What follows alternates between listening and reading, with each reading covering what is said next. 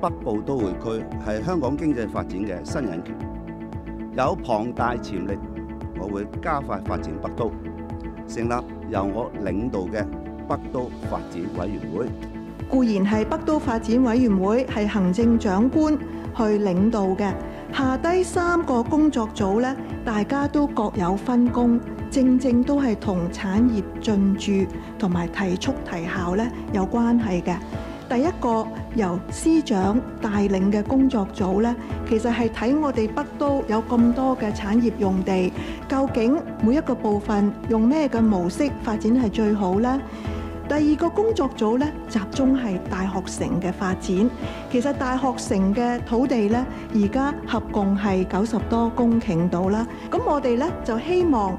當我哋做緊工程嘅時候呢，有關嘅小組呢，亦都會就住呢啲大學城嘅用地應該點樣去營運，呢個用家佢都要做佢自己嘅籌組同準備嘅。咁所以同我哋嘅工程係可以同步進行嘅。第3個小組呢，就係財政司副司長領導嘅小組，主要都係咧確保我哋無論係土地同埋基建嘅工程咧都係到位。個別嘅項目，一啲私人發展嘅項目咧，政府有一個架構，確保佢喺唔同嘅流程咧能夠係有效咁去取得審批。先講嘅係系統嘅設置，咁有立法嘅措施，亦有行政嘅措施。我哋施政報告講咗係會希望訂立一個加快發展北都嘅專屬法例，就住個範疇咧，嚟緊呢幾個月，政府自己內部做好一個嘅研究啦。然之後明年我哋嘅年初咧就會做一個公眾諮詢啦，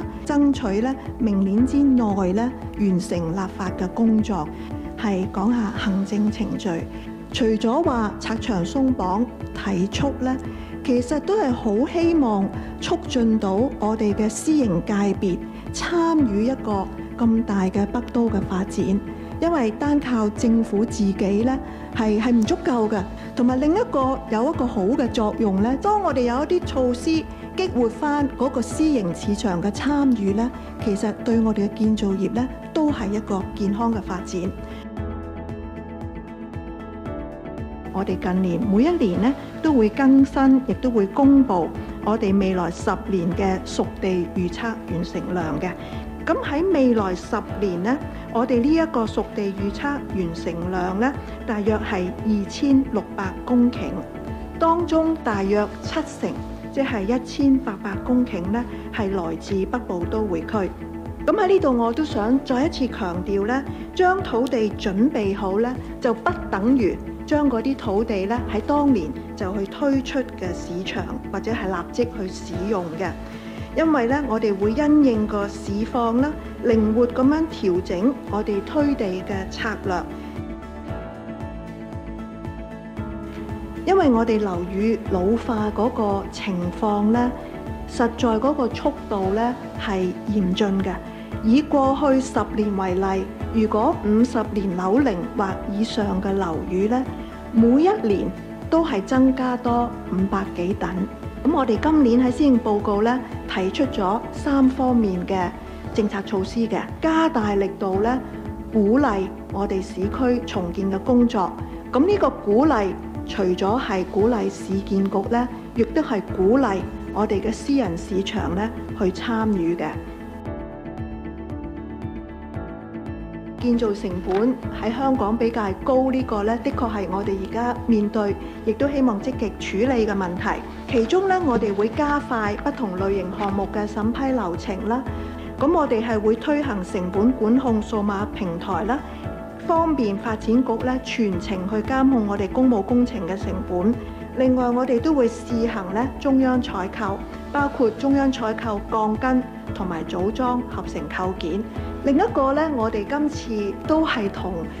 建築成本好有關係，亦都同建築嘅工期好有關係呢，就我哋放寬咗私人發展項目停車場總樓面面積豁免嘅安排。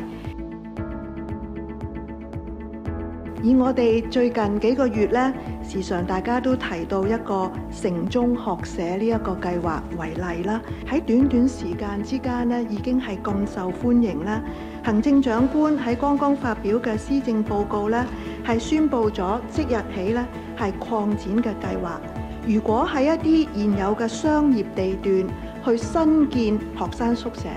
或者將一個現有嘅辦公大樓拆卸重建做學生宿舍呢，都受惠於呢一個利便嘅措施。現有嘅工業大廈，如果係符合規劃同埋地契嘅條件，改裝成為商廈呢，其實呢個商廈都可以參加我哋城中學社嘅計劃嘅。另一個我哋嘅土地發展工作同產業有關呢，就係我哋